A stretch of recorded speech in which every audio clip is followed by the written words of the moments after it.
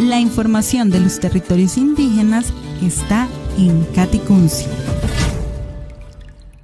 Hoy en Caticunci, la voz de los territorios, estamos hablando sobre la reducción de la deforestación en Colombia y es que según el reporte que hizo este 8 de julio la ministra Susana Muhammad del Ministerio de Ambiente, afirmó que la deforestación en el país se redujo en un 36%, lo que significa que 44.261 hectáreas de bosques dejaron de ser taladas, pasando de 123.517 hectáreas deforestadas en 2022 a 79.256 hectáreas en 2023, un área equivalente a casi 3 veces la ciudad de Bucaramanga. El día de hoy en Caticunci, la voz de los territorios, nos acompaña Laura Parra. Ella es coordinadora de incidencia en biodiversidad y cambio climático con pueblos indígenas de la Comisión Nacional de Territorios Indígenas. Buenos días, Laura, y bienvenida a Caticunci. Buenos días, Johanna, ¿cómo estás? Muchas gracias por invitar. Bien, gracias. Gracias a ti por hacer parte de esta transmisión. Laura, hoy estábamos hablando sobre el reporte que hizo el día de ayer la ministra Susana Muhammad y para iniciar, pues nos gustaría saber cuál es ese impacto de la reducción de deforestación en Colombia en términos de conservación de la biodiversidad. Bueno, pues inicialmente creo que hay que mencionar que la reducción de la deforestación siempre será una buena noticia, ¿no? Más allá pues, de las cifras o de la, digamos, de la verificación posterior que debemos hacer de los datos que han sido publicados por el Ministerio de Ambiente el día de ayer. Creo que tenemos una buena noticia porque que se reduzca la deforestación implica que los bosques, ecosistemas vitales, se mantengan en pie y se mantengan vivos, ¿no? Sabemos que los bosques son fundamentales porque cumplen funciones ecológicas, regulan el ciclo hidrológico y además regulan el clima a nivel no solo nacional, sino global. Son además los espacios en los cuales se genera el oxígeno y la humedad en el aire y gracias a los bosques, por ejemplo, de la Amazonía colombiana, tenemos lluvias y tenemos una regulación hidrológica en las montañas y en los Andes. Entonces creo que el valor que tienen los bosques es fundamental, no solo para el planeta, sino también para incluso asuntos cotidianos como tomar agua, como acceder a servicios en una ciudad como Bogotá. Entonces los páramos toman el agua que llega de la Amazonía y así funciona el ciclo. Esto es fundamental. Entonces es una excelente noticia. El hecho de que se reduzca la deforestación implica que tenemos más bosques mejor cuidados y en buen estado. En efecto, es una gran noticia. El 36%, además que hablaba que está superando lo que se contemplaba dentro del Plan Nacional de Desarrollo. Y hablando ya en términos del cuidado, de la protección de los bosques, teniendo en cuenta lo que mencionas desde la Amazonía, que pues ciudades como Bogotá pueden tener más recursos. Hablemos de ese papel que han jugado los pueblos indígenas en la lucha contra la deforestación. Claro que sí, Johanna. Bueno, pues digamos que yo les mencionaba un poco las funciones ecológicas, las funciones ambientales que tienen los bosques, pero además los bosques tienen unas funciones culturales o unos correlatos culturales, es decir, los bosques no existen de manera aislada de las personas. Los bosques han existido milenariamente en los territorios indígenas. De hecho, uno de los hallazgos de nuestro informe sobre deforestación en territorios indígenas habla de cómo los territorios indígenas son los lugares en donde mayor cantidad de bosques hay en Colombia. Los pueblos indígenas tienen 35 millones de hectáreas aproximadamente formalizadas, de las cuales aproximadamente el 28 millones de hectáreas son bosques. Esto es una cifra que es fundamental y que nos lleva a pensar que en territorios indígenas es en donde mayormente se preservan y se mantienen los bosques en pie y son los bastiones que están, digamos, luchando en contra de la deforestación. Es decir, los pueblos indígenas son los principales guardianes del bosque en Colombia. Los pueblos indígenas son los principales guardianes del bosque de los bosques en Colombia, y nosotros también hablábamos hace unos días sobre las cifras que nos daba también el sistema de información geográfica.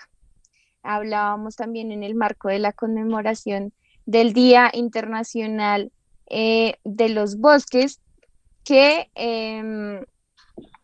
pues era los pueblos indígenas son los mayores conservadores, como lo mencionas, y hablábamos casi que de un 85%. Pero hablemos de esa participación, Laura. ¿Cómo se ha fortalecido la participación de los pueblos indígenas en la protección y conservación de los territorios?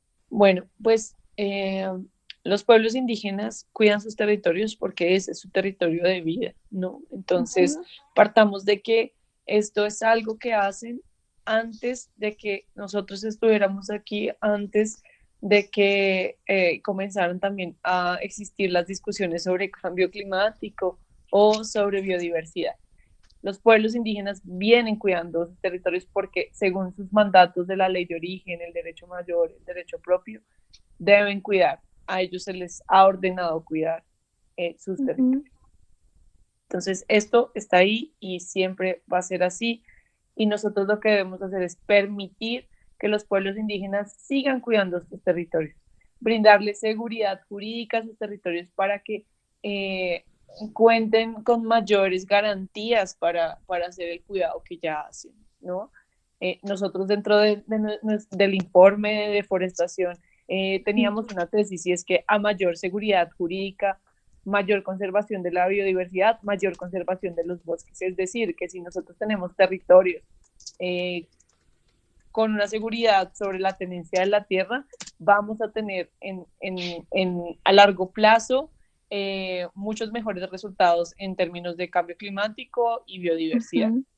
Los pueblos indígenas además vienen trabajando en acciones y en acuerdos de cuidado con distintos actores a nivel nacional, para frenar la deforestación, sobre todo en las zonas que están pues siendo mayormente afectadas, que son Caquetá, Guaviare, Meta y Putumayo. Ayer lo veíamos en las cifras que presentaba Gobierno Nacional. Estos son los 4 digamos, departamentos que están dentro del denominado arco de la deforestación, y allí hay mucha presencia de pueblos indígenas. Entonces, el papel que estos pueblos indígenas juegan en frenar la deforestación es clave, porque de ellos depende que nosotros sigamos respirando aire limpio y sigamos teniendo bosques y sigamos teniendo aguas en nuestro territorio. Gracias, Laura. Ya tengo el dato. Desde el Sistema de Información Geográfica Indígena se ha identificado que el 50% de los bosques del país se encuentra en resguardos indígenas, lo que indica que el 85% de estos territorios son bosques. A mayor seguridad jurídica, mayor conservación de los bosques y protección de la biodiversidad. Y ya que menciona el informe realizado por el Observatorio de Derechos Territoriales de los Pueblos Indígenas de la CNTI, Territorio en Riesgo, efectos de la deforestación en los territorios, que para los oyentes y las personas que estén interesadas lo pueden encontrar a través de la página www.cntindigena.org. Laura, nos gustaría que nos dijera cuáles son los principales impactos de la deforestación en los territorios indígenas y cómo se alinean estos hallazgos con las medidas de implementación por el gobierno del cambio, precisamente para reducir la deforestación en Colombia. Bueno, pues primero quiero mencionar un poco las razones por las cuales se está deforestando en el país y que eso lleva a unos impactos, ¿no? Entonces, en nuestro informe hacemos un barrido sobre cuáles son los principales motores de la deforestación. Uno de ellos es el acaparamiento de tierras, que es uno de los factores que viene afectando mayormente los derechos de los pueblos indígenas. Es decir, hay personas que están deforestando para,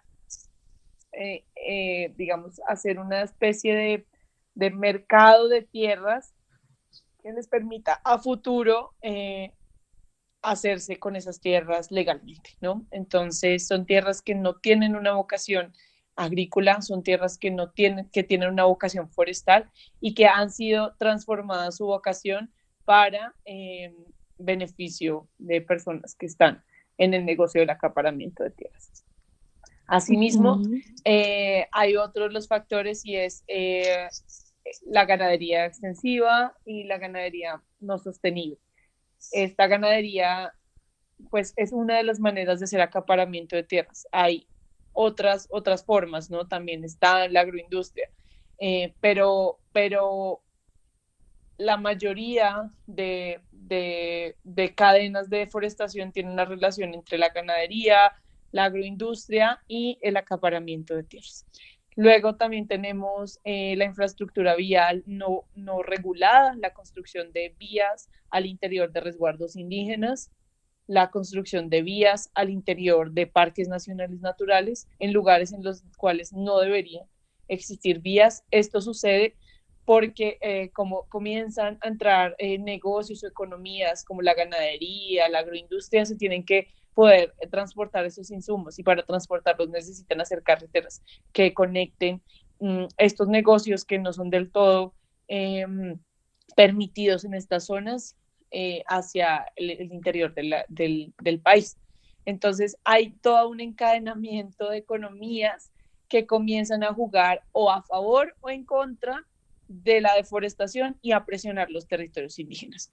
Claramente, si nosotros tenemos un proceso de quema y tala, esto afecta a los territorios indígenas. ¿Por qué? Porque comienza a afectar la disponibilidad de recursos, comienza a afectar las especies que habitan en los territorios, comienza también a llevar actores externos o foráneos a los territorios indígenas o en zonas aledañas a los territorios indígenas.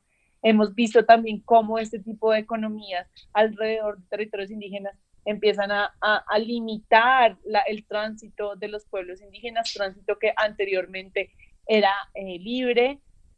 Tenemos el caso del pueblo indígena Nucac en el Guaviare, que ha sufrido fuertes oleadas de deforestación y además ha sufrido un fenómeno que tiene que ver con el cercamiento de lotes que anteriormente eran territorio indígena ancestral y ellos les han impedido hacer su cacería. Entonces, normalmente ellos vivían de la caza, vivían de recorrer el territorio y ya no lo pueden hacer porque tienen 1, 2, 3 cercas antes de llegar al alimento, antes de llegar al acceso a recursos que en un pasado estaban de manera abierta en sus territorios. Entonces, pues esto ha generado una situación de crisis, no solo por el acceso a derechos territoriales, sino también el acceso a derechos como la alimentación y otros que estaban relacionados con el libre uso de sus territorios. Laura, pues son varios desafíos y varias problemáticas que se presentan en los territorios de los pueblos indígenas. Desde la Comisión Nacional de Territorios Indígenas y desde el Observatorio se ha venido realizando un trabajo bastante juicioso. ¿Cómo, al ser un espacio de diálogo y concertación, se espera seguir articulando, se espera llegar para que el gobierno del cambio pues tenga en cuenta todo esto y se sigan generando políticas públicas para la defensa de los territorios? Sí, yo creo que es fundamental que haya una articulación de gobierno nacional y de los actores que están en los territorios con los pueblos indígenas. Ayer veíamos en unos de los resultados del Ministerio de Ambiente que las razones por las cuales se había había una reducción en la deforestación era que se hacían acuerdos sociales con distintos actores. Acá es fundamental hacer acuerdos sociales con los actores que están produciendo, avanzando hacia la deforestación, pero también hacer acuerdos con los actores que están defendiendo los territorios. No olvidar que hay personas que han cuidado milenariamente los bosques, es fundamental que no solo las políticas se centren en quienes están deforestando o en hacer acuerdos con quienes están deforestando, sino con quienes están cuidando. Esto es clave, que también se permitan un acceso a recursos directos para las organizaciones indígenas o para los pueblos indígenas que están en estos territorios cuidando el bosque, es clave. Esto pues permite que se reconozcan las contribuciones que hacen los pueblos indígenas a la lucha contra el cambio climático, y que además pues ellos tengan un sustento económico que les permita seguir cuidando el bosque como lo han hecho. Laura, la Comisión Nacional de Territorios Indígenas tiene una apuesta bastante grande de cara a la COP16 que se realizará en Cali. Y precisamente en el marco del primer taller que se realizó la semana pasada sobre los derechos territoriales, camino a la COP16, pues en el marco del convenio de biodiversidad, se hablaba que la Comisión Nacional de Territorios Indígenas es el espacio idóneo, el espacio para hablar sobre la meta 3. La meta 3 corresponde al territorio. Allí se incluye todos estos temas de deforestación, de protección y de biodiversidad, porque es importante que se lleguen a acuerdos y se lleguen a acciones concretas frente a la meta 3 en espacios como la CNTI. Bueno, pues como hemos mencionado en distintos momentos, no se puede hablar de cambio de biodiversidad sin hablar de cambio climático. Justamente el tema de bosques nos trae a cambio climático, pero tú me haces una pregunta sobre biodiversidad y creo que la respuesta, digamos, más natural respecto a esto es que en los territorios está sucediendo todo. En los territorios se lucha contra la biodiversidad y contra la pérdida de biodiversidad y la deforestación, pero además en los territorios se preserva toda la vida en el planeta. Entonces, creo que una de las apuestas desde el movimiento indígena, una de las reflexiones que surgían de la semana pasada en nuestro taller sobre derechos territoriales a la luz del marco global de biodiversidad es que la defensa de los derechos territoriales de los pueblos indígenas debe ser imperativa en las discusiones sobre el convenio de diversidad biológica y debe reconocerse dentro de la meta 3 a los territorios indígenas y las contribuciones que ellos hacen en el cuidado de la vida. No hay otra manera de que logremos cumplir las metas de países, las metas globales, sino es reconociendo que los pueblos indígenas y sus territorios son fundamentales y cumplen un papel fundamental en toda esta discusión global. Hay que volver la cara a los pueblos indígenas y hay que reconocer que los países no van a lograr hacer nada sin esos saberes, sistemas de conocimiento de los pueblos indígenas que siguen en la actualidad generando las mayores contribuciones al cuidado del planeta. Sí, en este espacio en efecto se hablaba del territorio como esa parte integral, el territorio como vida, y también pues en este espacio los delegados indígenas daban esas orientaciones en el marco del respeto a la ley de origen, el derecho mayor, la ley natural para la pervivencia de los pueblos indígenas y la protección de la madre tierra.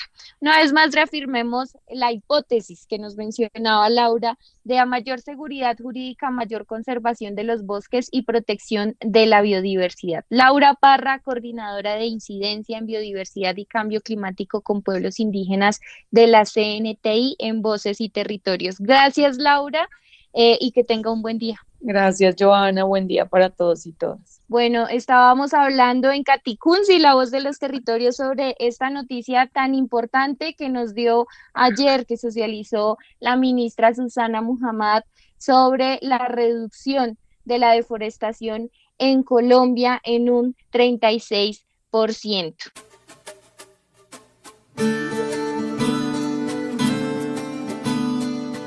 Defender los territorios indígenas es defender la vida.